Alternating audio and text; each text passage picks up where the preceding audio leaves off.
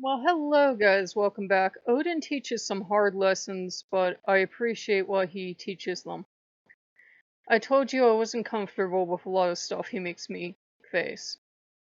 And before we talk about what we face today, we're going to talk about the unique brand of racism that I grew up in and still live in today, that still exists in this area, and it's not going to be what you think it is. In this area, you had a lot of different immigrant groups come over. You had Italians, Germans, Poles, Swedes, whatever, Slovakian, whatever. Everybody went to their own type. It was just like a bigger city, like New York City or something, where you'd have Little Italy and stuff like that. Everybody stayed with their own type. For one, it was a language thing. Not everybody was multilingual.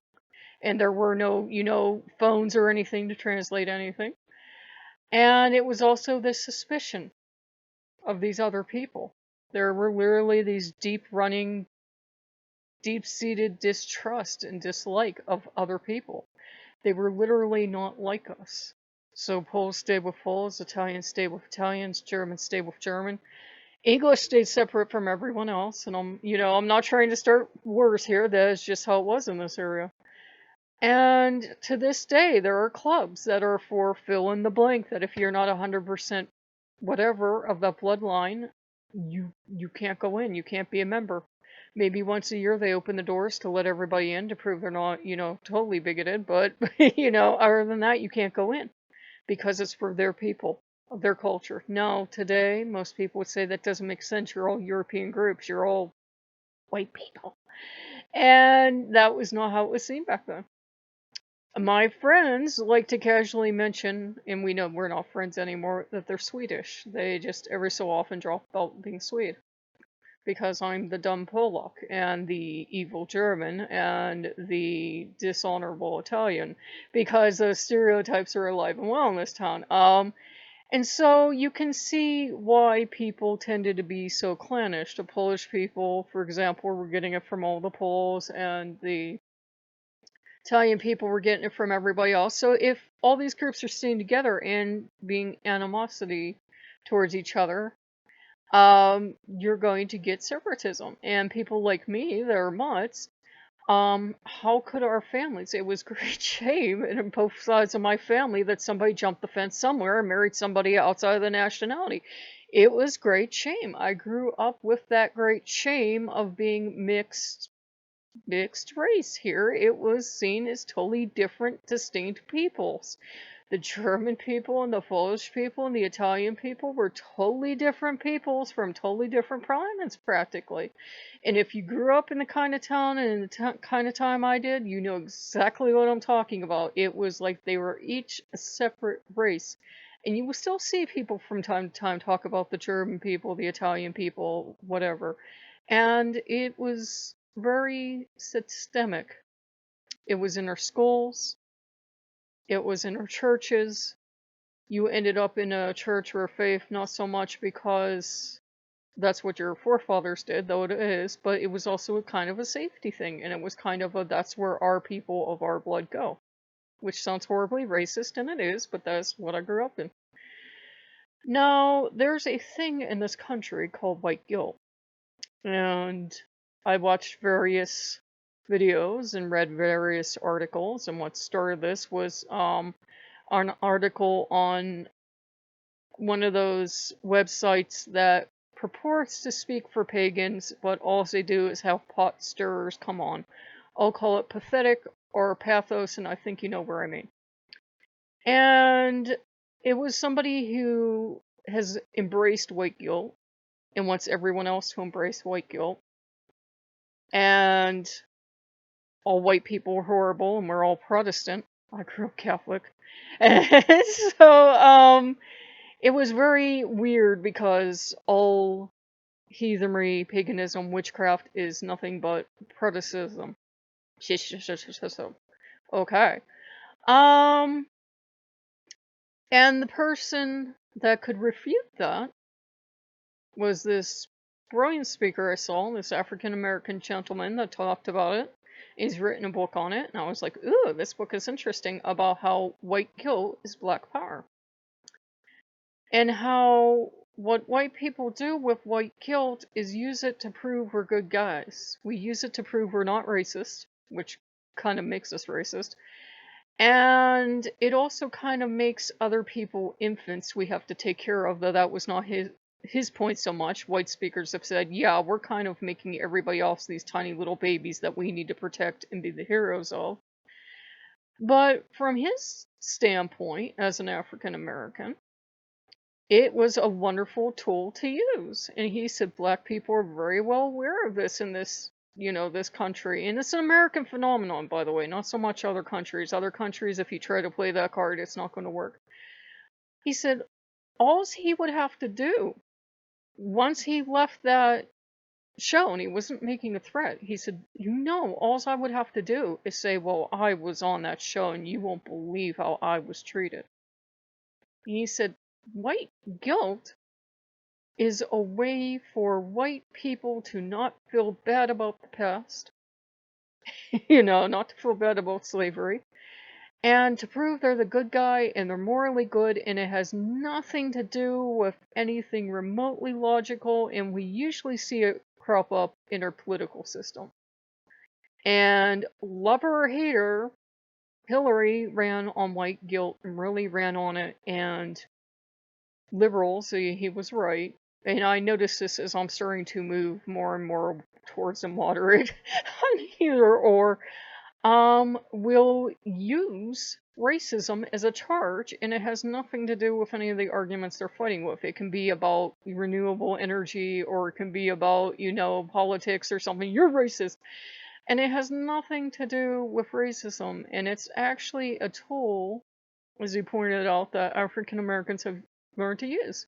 And he said, don't mistake some of the people that just practice this today for Martin Luther King.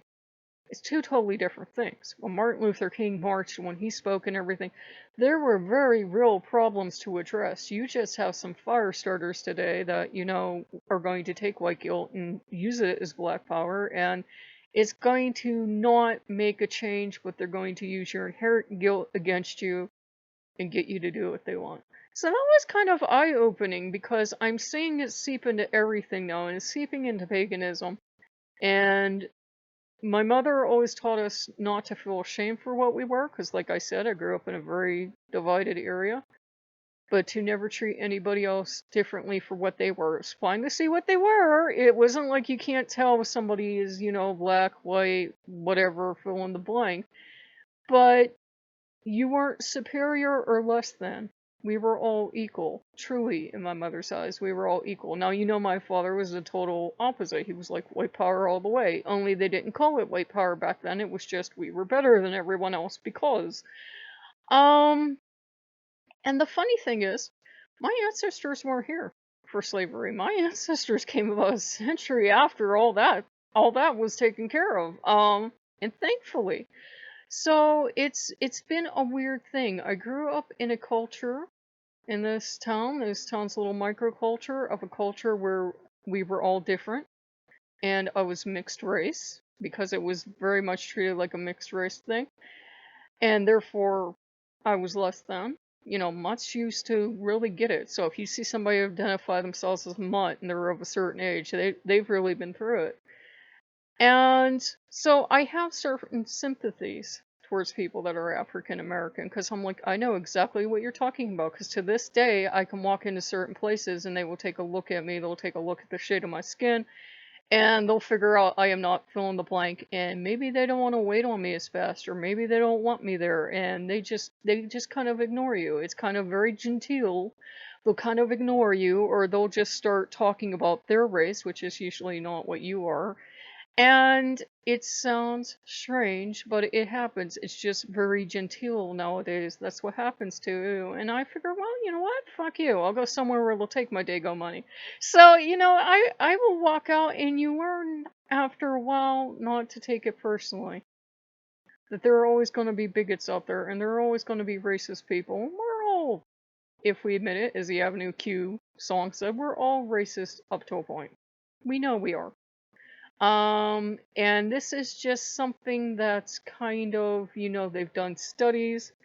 It's kind of hardwired into us. It's part of our ancestors gift to us, and that goes for everybody on the planet, where you learn to identify what the people of your immediate tribe look like, and you learn to identify what different people look like. And I'm not talking about like people from another part of the planet.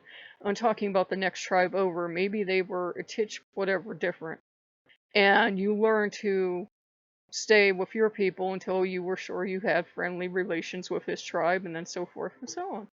So we're all like that. And it's especially hardwired into white people in this country because we're just taught it from birth. And that does not mean, by the way, it's okay to go marching in the streets with tiki torches screaming, about white power. That is not what it means. But we're taught it from birth, and it not only makes infants out of everyone else, it means that it's now our burden as the great white knights to take care of people. But it's also a weapon that we use against ourselves, and other people can use against us, and you shouldn't feel guilty for the color of your skin. There's nothing wrong to a point with being proud of your heritage. It's when you start using it as a weapon against other people to make them feel less than that it's a problem. So I handled that amazingly well, I think, but that was kind of the lesson Odin wanted me to get, because I know that was Odin's hand of like, okay, let you see what this looks like, and it's something I've had to deal with all my life. Whether or not I'm white, it depends entirely on who you ask. You could ask people in this town to this day, I would go, no, they're not white. They're, Catholics aren't white. Italians aren't white. Those Poles aren't white. German people kind of on the fence, or kind of dark-skinned people. It's weird. It is what it is, and gods only know what I actually am. I haven't had a blood test, and those are cocktail party favors as they are anyhow. We don't know. So, it's one of those things, and I was glad he brought it up, because he's like, I'm not gonna have you feeling guilty for one, something you can't change, and two, for something that doesn't automatically make you something that you're not. He's like, stop apologizing for being what you are, and not for stuff you've never done. Now, had it been something I'd done, he'd have me make reparations, but it's nothing I've done. He's like, okay, this shit's gonna be over because it's getting in the way of your studies. And there's nothing wrong with liking, Lord of the Rings or anything else. And there's nothing wrong with liking European culture or working with European gods. I don't know what the hell's wrong with some people today, but it swings in this country, in America. We don't seem to be able to take the moderate ground. We really don't.